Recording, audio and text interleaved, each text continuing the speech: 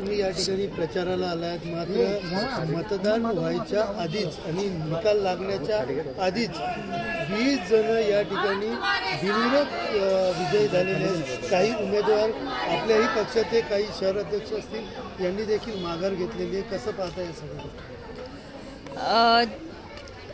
आता माघार ज्यांनी घेतलेली आहे त्यांच्यावरती कुठल्या प्रकारचं दर्पण आहे, त्यांना दमदाटी झालेली आहे की आमिष दाखवलेलं गेलंय, आता ह्याच्यावरती तर बोलणं कठीण आहे. पण सर्व मतदारांना एवढंच सांगू इच्छित आहे की हे जे बिनविरोध निवडणूकचं जे हे बोलतायत, कुठेतरी हे लोकशाहीच्या प्रक्रियेसाठी घातक आहे. कारण ज्या ज्या ठिकाणी आपलं बिनविरोध निवडणूक झालेली आहे, म्हणजे तिथे तिकडच्या नागरिकांना मतदानाचा हक्क मिळणार नाही असंच आपल्याला समजायला लागेल.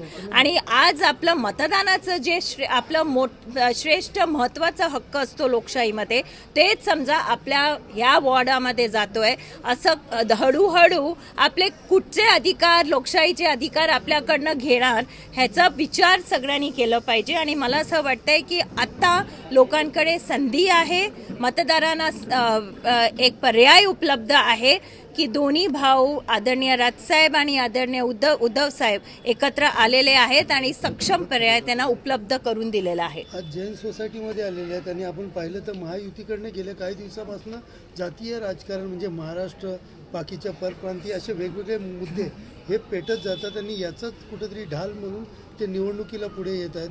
तुम्ही देखील आवाहन केलंय, काय सांगाल यांना? महाराष्ट्र नवनिर्माण सेना आणि शिवसेना, आणि मी खरी शिवसेना आहे त्यांच्याबद्दल बोलू शकते. आम्ही कुठच्याही प्रकारचं जातीचं किंवा कुठल्याही समाजाचं राजकारण कधीच केलेलं नाही आहे आणि आत्ता आम्ही काय ते करायला आम्ही आज इथे आलेलो नाही. जैन सोसायटी आहे, सगळे इकडचे जे मतदार आहेत, नागरिक आहेत महाराष्ट्राचे, आणि महाराष्ट्र राज्यावरती जे संकट आहे आणि जे आपल्याला दिसतं आहे त्याचं कुठेतरी तोटा त्यांना पण नागरिक म्हणून होणार आहे, त्यांना पण त्याच्यामधनं जावं लागेल. त्यामुळे त्यांच्याकडनं हीच अपेक्षा आहे की जे पर्याय उपलब्ध आहे त्याला ते विजयी करणार. एकंदरीत पाहिलं तर बाळासाहेबांनी महाराष्ट्र टिकवण्यासाठी मराठी भाषेचा मुद्दा उचलला होता, मात्र आता बाळासाहेबांची जन्मभूमी देखील आता काढण्यात येते. तुम्ही कसं पाहताय? जे आदरणीय बाळासाहेबांचे विचार होते ते विचार मशाल आणि रेल्वे इंजिन पुढे घेऊन जातोय.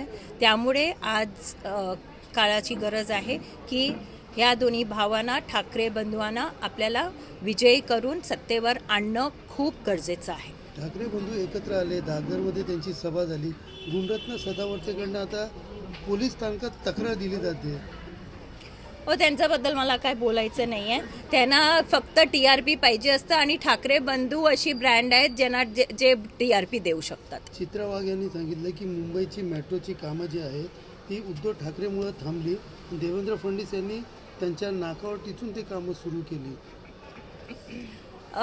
अशी ना खूप कामं आहेत जे उद्धव साहेबच्या काळात सुरू झाली होती आणि जे भाजपने पुढे नेली. त्यामुळे मला त्या वादामध्ये पडायचं नाही आहे.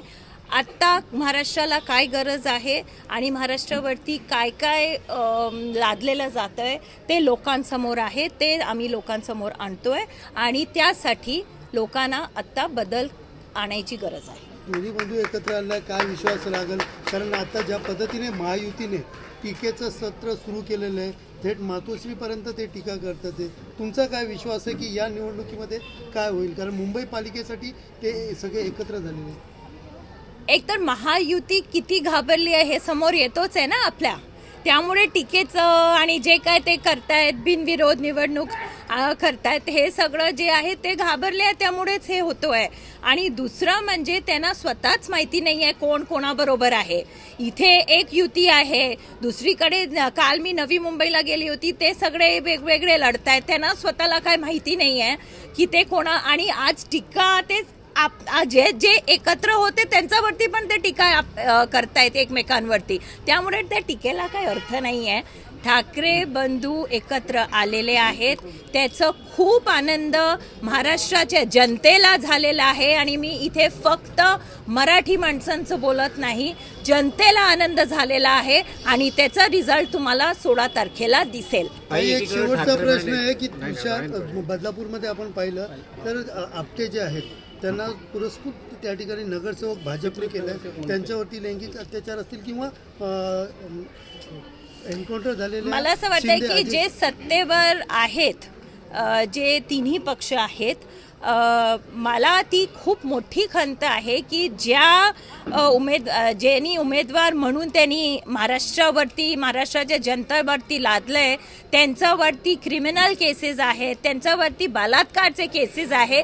आणि आम्ही महिला ह्या जे सत्तेवर आहे, जे सरकारमध्ये आहे, त्यांच्याकडनं अपेक्षा करतो की आमचं सुरक्षतेचा विचार होईल. ते काय होणार नाही आहे, ते आम्हाला पण दिसतंय. नाहीतर असे उमेदवार कोणी देतो का?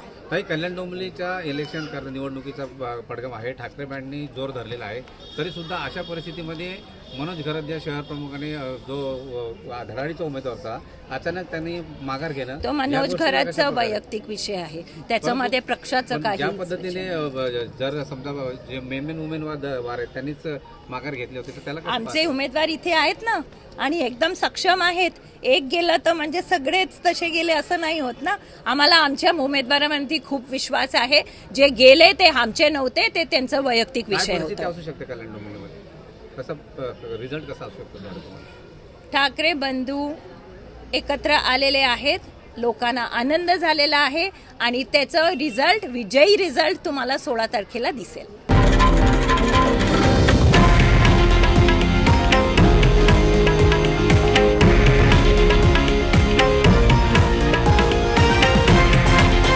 हे आहे देशातील नंबर 1 न्यूज नेटवर्क आणि आपण पाहत आहात TV9 मराठी, एकमेव.